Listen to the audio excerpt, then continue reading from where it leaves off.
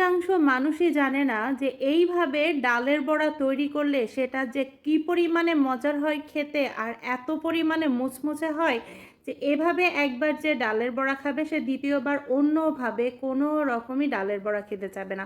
তো আমি এখানে কিছুটা ডাল নিয়েছি, সেটা আমি ব্লেন্ডারে পিষে নিয়েছি, আর খানিকটা আমি আস্ত দিয়েছি যেটাকে আমি ভিজিয়ে রাখছিলাম অনেকক্ষণ, আর দিয়ে দিয়েছি রসুন বাটা, আদা বাটা, আর অনেকখানি পেঁয়াজ আর কাঁচামরিচ কুচি, দিয়ে দিলাম জিরার গুঁড়া, কিছুটা আস্ত জিরা দিয়েছি, হলুদের গুঁড়া দিলাম। অবশ্যই এখানে সামান্য পরিমাণ আস্ত জিরা আপনারা ব্যবহার করবেন। আর এখন হলুদের গুঁড়া দিয়ে দিলাম, স্বাদ মতো লবণ দিয়ে দিলাম, আর এখন দিয়ে দেব সামান্য পরিমাণ মরিচের গুঁড়া, আর দিয়ে দিচ্ছি ধনিয়া পাতা। দেওয়ার পরে আমি এটাকে খুব ভালো করে হাতের সাহায্যে মিক্সড করে নেব।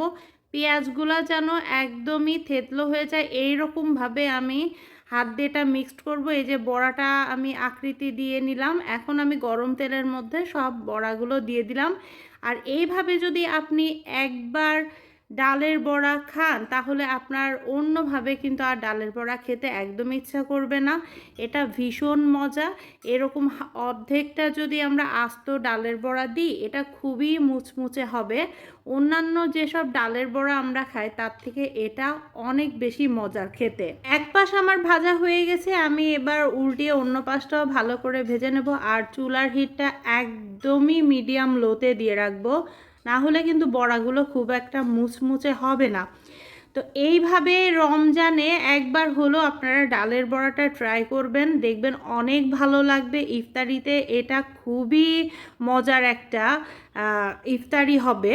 আমার বাসায় এটা খেয়ে সবাই ভীষণ পছন্দ করেছে, তো ভাবছি এখন থেকে এভাবেই আমি ডালের বড়া তৈরি করব। আর এটা বানানো খুবই সহজ। আপনারা চাইলে ভাজার সময় তেলটা আরেকটু কম দিতে পারেন, আমি ভিডিওতে দেখানোর জন্য কিন্তু তেলটা একটু বেশি করে দিয়েছি। তো আমার ডালের বড়াগুলো একদমই ভাজা হয়ে গেছে, এবার আমি এগুলাকে উঠিয়ে নেব।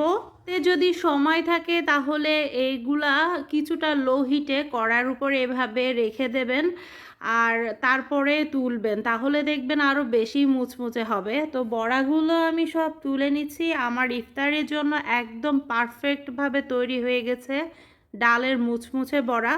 ইফতারিতে যদি এটা রাখেন তো সবাই অন্য কিছু ফেলে কিন্তু এই রেসিপিটাই কিন্তু বেশি খাবে।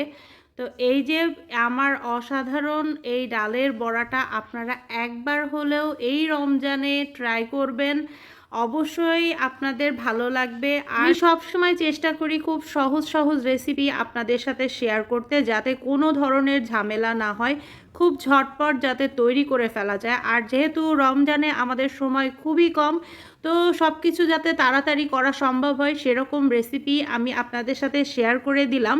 তো আজকের মতো আমি চলে যাচ্ছি, সবাই ভালো থাকবেন। আর ভিডিওতে আপনাদের ভালো লাগলে করে জানাবেন। আল্লাহ হাফেজ।